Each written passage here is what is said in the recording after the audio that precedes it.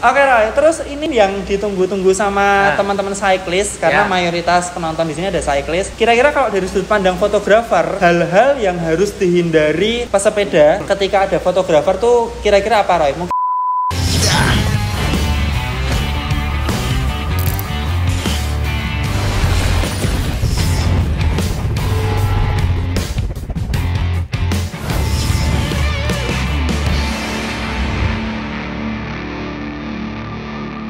Hai guys, balik lagi di channelnya Dani. Hari ini aku masih ada di Pulau Karimun Jawa. Ini view-nya luar biasa. Sebenarnya aku mau bikin podcast bareng sama temanku, bareng sama sahabatku. Jadi ini view-nya tuh sebenarnya keren teman-teman. Tuh kalian lihat tuh langsung laut. Tapi karena anginnya lagi kenceng banget, jadi aku buat podcast di indoor. Nah, kenalin dulu, di situ juga ada kamera. Kali ini aku bareng sama Ransaka alias Roy Saputra. Halo Roy, apa kabar? Baik. Oke, ini tak matiin dulu karena di depan sudah ada kamera teman-teman. Jadi di video kali ini aku bakal bikin tips and trick buat kalian semua, terutama para cyclist dan runners. Runners juga bisa sih, cuman kali ini mungkin lebih spesifik ke cyclist. Karena kita langsung ngobrol sama fotografer, aku pengen ngasih tips buat kalian gimana sih biar kalau pas foto tuh kelihatan culture, kelihatan top, kelihatan joss di kameranya fotografer. Oke, langsung aja mungkin kita kenalan dulu sama Ransaka. Ransaka itu apa dan berdiri sejak kapan, Roy? Silakan. Oke, Ransaka itu sebenarnya awalnya kita fotografer yang motoin orang lari, ya. Dari kata run ya? Ya, yang motoin orang lari. Cuma dari pandemi ini larinya kan sudah mulai berkurang, event-event mulai kurang segala macam. Terus hobi sepeda itu kan mulai naik. Yes, benar. Ya, jadi ya beralih lah karena daripada nganggur juga kan, nggak ada postingan, nggak ada uploadan, jadi saya mulai motoin orang sepeda. Awalnya kayak gitu. Ransaka sendiri berdiri dari tahun? Ransaka itu berdiri ini tahun 2021 ya? 2019.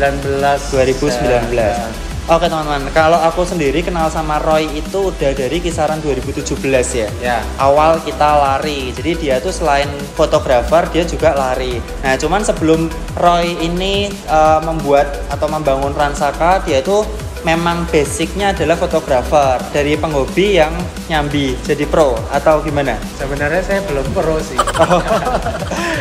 Jadi kalau foto itu mulai dari tahun 2005 sebenarnya. Ya dari hobi-hobi, tapi ya belakangan dari foto itu kok ya passionnya di situ, akhirnya ya kerjaannya juga di situ. Jadi banyak teman-teman, kalau dulu kita ngobrol tuh banyak teman yang minta tolong difotoin, dibikinin video gitu ya.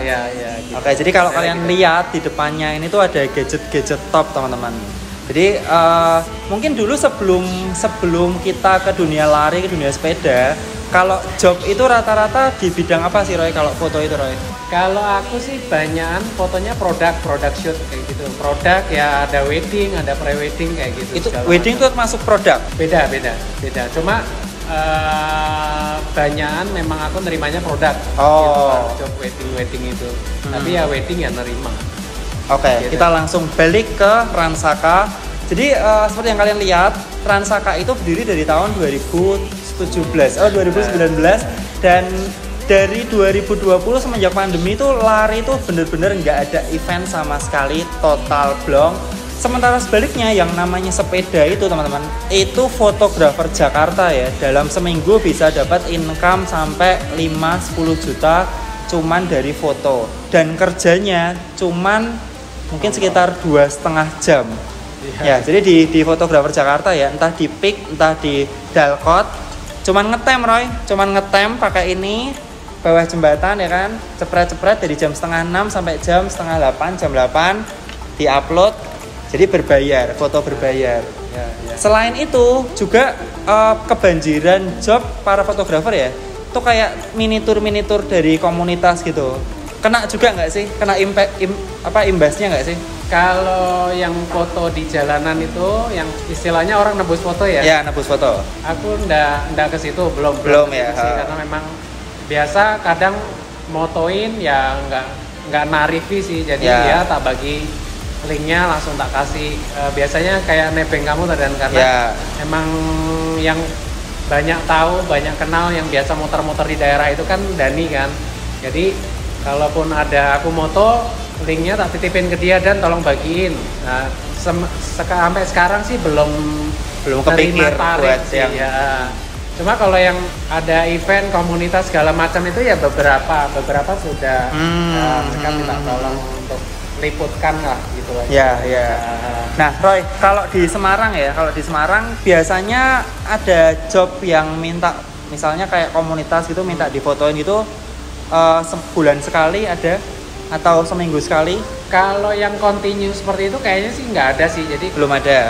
Kayak ini mau ada event ulang tahun atau apa, ya. Nah itu baru ada. Tapi kalau dibilang sebulan sekali gitu sih enggak sih.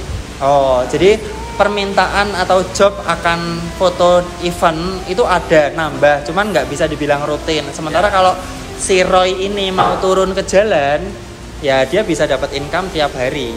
Ya. Cuman memang kalau di jalan itu Roy, apa ya? Ya nggak pasti. Mungkin ada hari-hari dia udah terlanjur ngetem nih, weekday ya, antara Senin sampai Kamis udah moto-moto, tapi mungkin yang beli cuman 2-3 foto ya bisa juga. Ya nggak sih? Ya mungkin ya, soalnya memang belum nyemplung ke. Tapi kenapa kok nggak kepikir buat kesana? Kan memang bukan main jobnya untuk di foto sport fotografi sebenarnya. Jadi ya kalau pas ada waktu, kalau pas nggak ada ketempatan acara keluarga ya kalau bisa ya moto gitu. Kalau enggak ya nggak bisa ya nggak moto gitu. Oke. Nah sekarang Roy, kamu berarti udah 2 tahun di fotografer sport ya, sport fotografer sekaligus di sepedaan. Kira-kira menurutmu nih suka duka kalau moto orang lari, moto orang sepeda itu apa sih kalau dari sudut pandangnya fotografer? Suka duka yang pasti fotografer tuh harus mobile. Ya. Bisa dia diam terus di situ kecuali memang yang lari atau yang sepeda itu ngelup, ya kan? Betul. Kemudian sukanya ya seru sih. Jadi tiap di titik yang sama itu bisa dapat momen yang berbeda-beda gitu loh. Jadi memang misal yang ikut misal 500 orang ya ada 500 kesempatan momen yang berbeda di titik itu gitu loh. Nggak monoton berarti ya? Nggak monoton. Nah tapi buat skill atau gadgetnya sendiri beda nggak antara moto diem atau moto silent gitu sama moto yang moving gitu? Sebenarnya sama aja sih, sama aja. Jadi kalau sport fotografi itu tergantung. Kalau kita misal kita mau gerak nih, jadi kan kalau kita misal lihat sepak bola itu kan lensanya kan panjang-panjang kan, tele itu namanya ya. Tapi kalau di sport ini misal kita pakai gadget, pakai gear seadanya lensanya misal wide, ya itu tergantung kita. Kalau kita mau maju ya hasilnya juga dapat juga gitu. Berarti kalau lensa wide asal ada cahaya dia cukup oke. Iya, ya tergantung jarak kita aja. Kalau kita misal punyanya lensa wide tapi kita mau crop ketat gitu setengah badan, ya kita maju aja gitu loh. Nggak harus lensanya harus tele terus jadi sport fotografer gitu, nggak harus. Tapi kan kayaknya tuh apa ya, tetap butuh skill gitu loh. Karena aku pernah nyoba pakai kamera mirrorless gitu. Ya lumayan lah seharga wheelsetku lah, sama lensa tele tapi yang nggak terlalu panjang gitu loh, yang bisa di zoom juga. Nyoba jepret tuh nggak segampang kayak orang orang moto gitu loh. Sebenarnya jam terbang sih.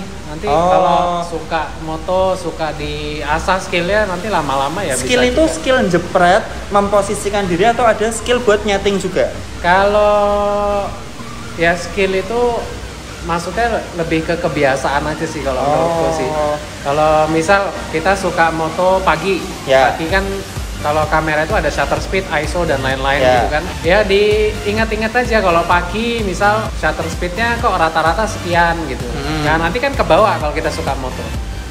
Jadi skill itu ya balik lagi ke kebiasaan aja sih. By the way teman-teman, kalau kalian pengen tahu tentang shutter speed, ISO ya, lensa, bukaan bla bla bla, mungkin kalian bisa cek juga di channelnya Roy. Jadi dia juga bikin channel lebih ke travel ya, jalan-jalan travel. Tapi aku juga sempat lihat dia bahas tentang gadget kamera gitu. Beberapa. Ya. By the way kayak kemarin ya aku bikin unboxing ini, aku nggak nyangka karena bayanganku kalau bikin vlog non sepeda itu sepi. Nah aku beli ini titip dia, ternyata lumayan boom gitu. Jadi kalau kalian mau bisa langsung cek di channelnya apa Roy? The Saputras. tak tulis di sini Ya, Desa Putra, Desa bisa Putra. langsung follow. Kalau kalian mau cari Kang Foto di area Semarang, Jawa Tengah dan sekitarnya juga bisa. Karena hari ini tuh dia tuh yang motoin kita satu grup di Karimun Jawa tuh sama Roy Ya. Saputra ini. Aku so far sih belum lihat ya karena di sini wifi-nya jelek. Cuman lihat ngintip-ngintip di sini, wah top lah. Nanti biar di-share sama Dani hasil-hasilnya ya. Oke Roy, terus ini mungkin yang ditunggu-tunggu sama teman-teman cyclist karena mayoritas penonton di sini ada cyclist. Kira-kira kalau dari sudut pandang fotografer, hal-hal yang harus dihindari pesepeda ketika ada fotografer tuh kira-kira apa Roy? Mungkin dari segi outfit atau dari segi style gitu? Oke. Kalau dari outfit sebenarnya nggak ada masalah mau pakai, misal kalau dibilang, oh aku pakai warna cerah biar kelihatan, ya nggak juga. Sebenarnya lebih ke memposisikan diri aja. Jadi kalau misal kita mau difoto nih, udah tahu ada fotografer di depan gitu kan. Misal kita lagi ikut peloton, ya kalau ikut peloton kita harus tahu konsekuensinya. Memang fotonya mungkin fokusnya nggak di kita gitu. Ya kalau kita memang fokus, misal kita lagi ngelup nih pemuda gitu kan, lagi ngelup pemuda yang memang kita mau fokus dulu ikut peloton. Ya putaran 1, 2, 3 ya kita ikut peloton aja. Nggak usah banyak berharap untuk ke foto. Terus begitu sudah nih selesai, kita mau berharap untuk foto, ya pisahlah dari peloton.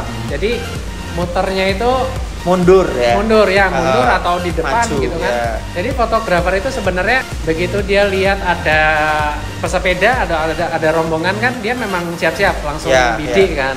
Cuma yang keambil itu pasti antara yang paling depan atau yang paling sendirian belakang. Yang paling belakang pun kayaknya nggak bisa tangkap. Karena paling belakang kan pasti dia fokusnya ngambil.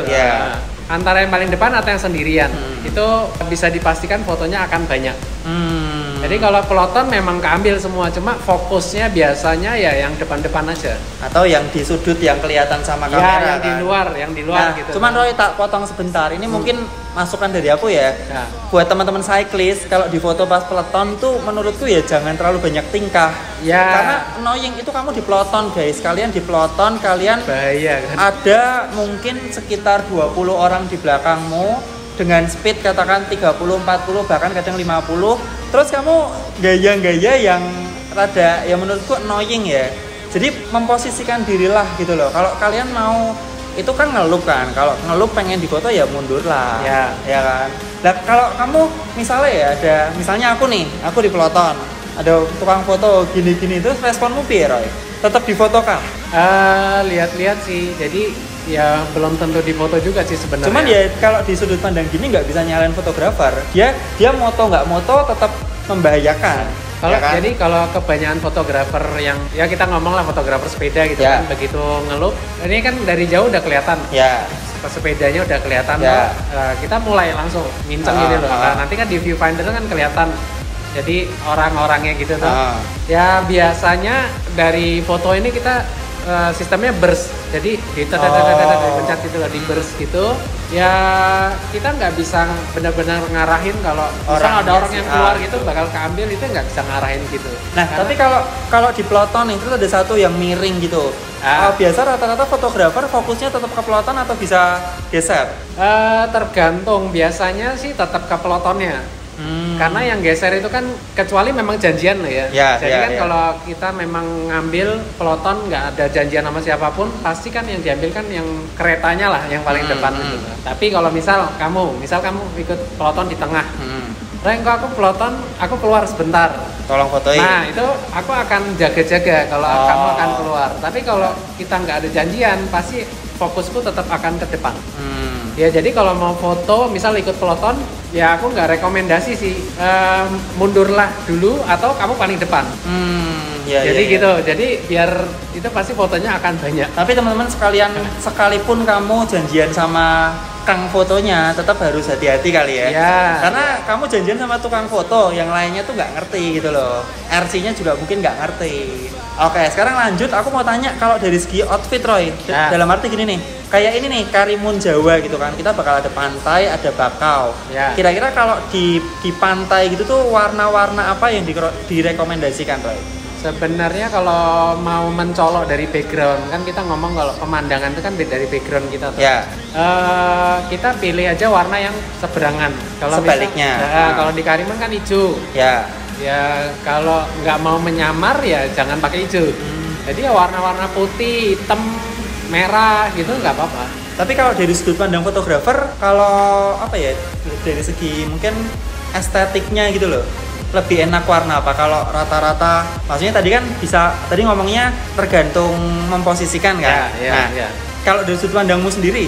Nggak ada hal yang baku sih kalau itu sih. Oh. Jadi misal kalau kamu di pantai, kan ada orang yang suka matchin sama warna sepeda, itu juga bisa masuk. Misal sepedamu merah, kamu pakainya putih gitu ya masuk juga. Jadi nggak ada patokan sih sebenarnya. Warna itu preferensi pribadi masing-masing sih. Tapi sebenarnya rada nonsens sih ngomongin warna, karena mayoritas cyclist sekarang itu udah satu style. Jadi dia punya, misalnya lagi pakai jersey merah, dia tuh punya helm, punya bib, punya sepatu yang senada. Ya, kecuali aku sepatunya ya satu itu toh.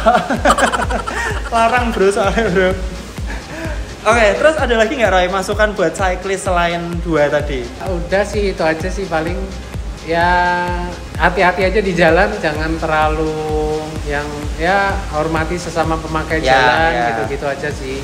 Soalnya kalau yang di Semarang sendiri itu karena ada fotografer di tikungan Signature Park, itu jadi ritmenya tuh jadi beda gitu loh. Yang biasanya jalan ya jalan. Sekarang ada fotografer ngerem dulu, cari posisi, terus action dulu gitu loh. Ya aku nggak nyalain fotografernya, nggak nyalain apa-apa ya. Cuman ya tepo seliro lah. Karena belakangan di tikungan itu juga ternyata kalau pagi itu kadang ada tumpahan solar loh. Tumpahan solar dari bus. Jadi kita harus ekstra hati-hati, sudah ada korban. Kalau aku pribadi ya, kan mungkin di Semarang khususnya fotografer itu kan ngumpul di satu titik toh. Ya benar. Kalau aku sih, kalau itu udah banyak fotografer pasti aku akan cari tempat lain. Ya satu, memang nggak ada penumpukan pesepeda di situ yang akan ngerem untuk mose dirinya gitu toh. Ya aku akan pindah ke tempat lain sih, cari tempat lain. Nah, kan kalau misal kita ngomong Pemuda Loop lah, itu kan spotnya kan panjang kan, ada cukup banyak, 2,5 kilo ya itu ya pintar-pintar memposisikan diri aja sih. Lagian mungkin kalau di situ terus kan sepedanya juga bakal bosan, backgroundnya kan sama terus. Mungkin itu sih. Jadi teman-teman, semoga bisa membantu para cyclist.